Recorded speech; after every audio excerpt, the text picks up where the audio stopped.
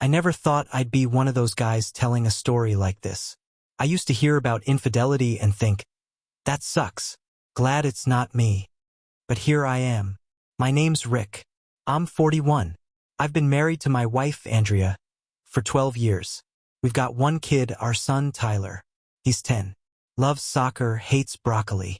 Just a good kid. Andrea and I met in college. She was studying nursing. I was in business. We weren't some whirlwind romance, we took our time. Dated for a couple of years, lived together, then got married. Felt solid. Real. Like we knew what we were doing. She was calm, smart, steady. I was more ambitious, more intense. We balanced each other. She grounded me. I pushed her to dream bigger. We weren't perfect, but we were good. Or at least I thought we were. About a year ago, something shifted. Nothing explosive. Just small things. Fewer hugs. Less eye contact. She stopped laughing at my dumb jokes. We still had dinner, still watched shows, but there was this distance.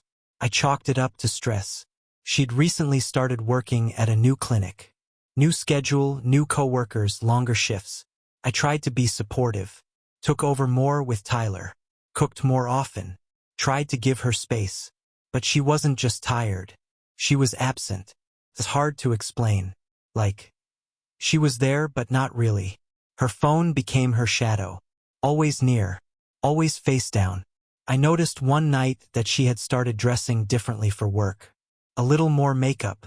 New scrubs. New perfume. I complimented her. Said she looked great. She smiled. But it didn't reach her eyes. I started noticing other things. Late shifts that didn't add up. A few times she didn't hear me walk into the room, and I'd catch her texting, smiling, then locking the phone quickly. One night I woke up around 2 a.m. and she wasn't in bed. I found her in the kitchen, staring at her phone like it had answers. She said she couldn't sleep. I asked her, gently, "Everything okay?" She nodded. Too fast. I wanted to believe her. I really did. But that night something broke in me. Not anger. Not even fear. Just doubt. And once that seed was there, it grew fast. I started paying attention. Really paying attention. I noticed that every time her phone buzzed, she tensed. Every time I glanced at her screen, she tilted it away. The intimacy was gone. Not just physical, but emotional. We were coexisting. Co-parenting.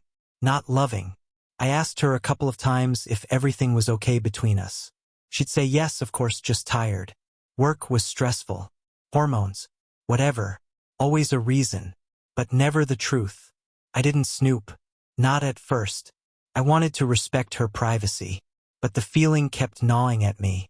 So one night, when she was in the shower and her phone buzzed, I looked. I wish I hadn't. There it was. Messages.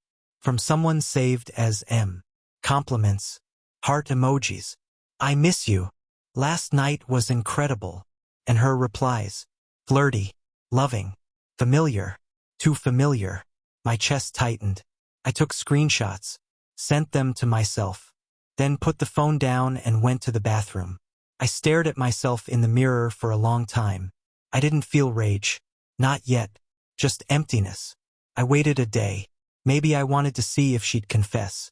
Maybe I wanted to prepare myself. Maybe I was just too scared to face it. The next evening, after Tyler went to bed, I told her we needed to talk. She sat down, folded her arms. Defensive already. I know, I said. She blinked. Know what? About you. And silence.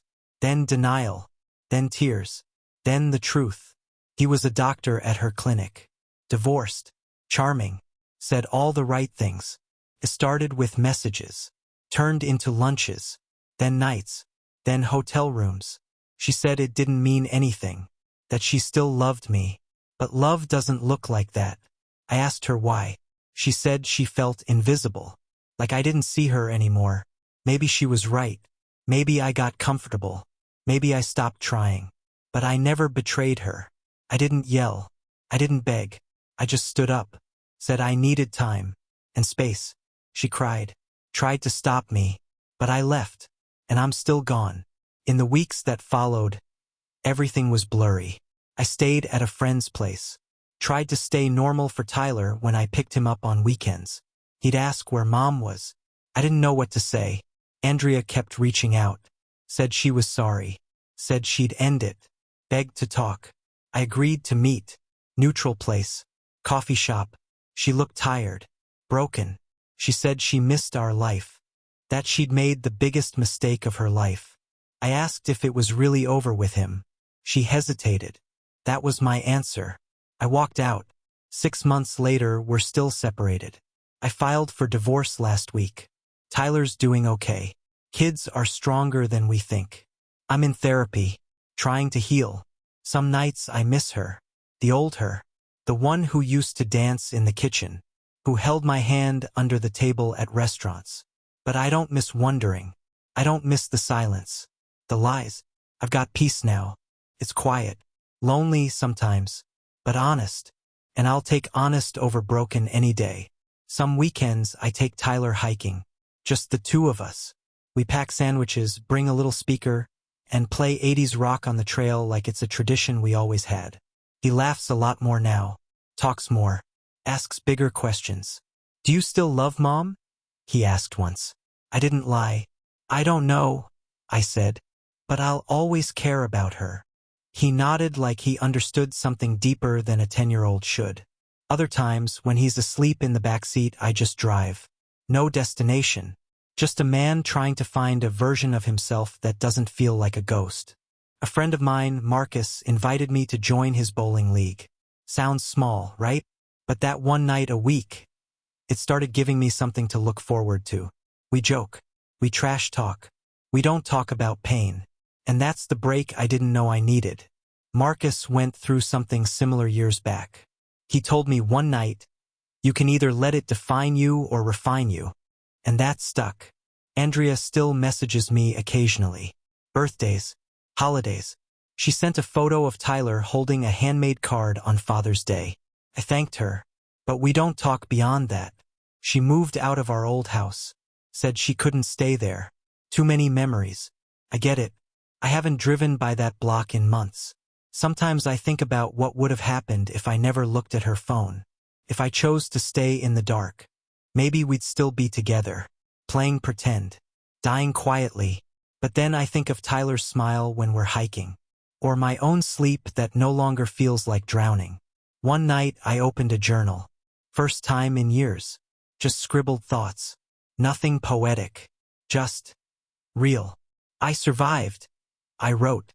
Not thrived, not healed, but survived. That's where I am now. A man learning how to be alone. How to trust again. How to forgive not her necessarily but myself. For not seeing it sooner. For staying too long. The hardest part wasn't losing Andrea. It was losing the version of me that believed we were unbreakable. But maybe that's the start of something new. Something better. And maybe, just maybe, I'll be ready when it finds me. Lately, I've been thinking more about what I want next. Not just in love, but in life. In identity. For so long I was Rick, the husband. Rick, the dad. Rick, the guy who held it all together. Now, I'm figuring that out. I started taking a photography class. Something I'd always wanted to do but never made time for. I've been capturing small moments. A street lamp reflected in rainwater. A crow on a fence. Tyler laughing mid-jump. Funny how life teaches you to see again when you're forced to slow down. I also started volunteering at a local shelter. Once a week I help cook. Wash dishes. Talk to people who've lost way more than I have. Puts things into perspective. My pain is real, but it's not the end. The other night, Tyler asked if I remembered when he lost his first tooth. I did. But what caught me was how he told the story. It wasn't about the tooth. It was about how I made pancakes with sprinkles to celebrate it. He remembered the feeling, not the moment. That hit me. Kids don't remember perfect. They remember presence. So I've been showing up. Fully. Imperfectly. But present. Andrea sent me a long message recently. Said she's in therapy now.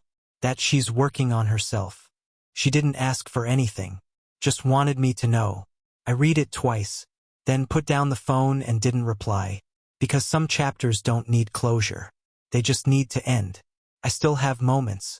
Days when I feel angry, or nostalgic, or numb. Healing isn't a straight line, but I'm building something new. Slowly. A life where I laugh again, sleep better, look in the mirror and recognize the man staring back. I'm not who I was, but maybe that's the point. Because sometimes, being broken isn't the end of your story. It's just where the new one begins.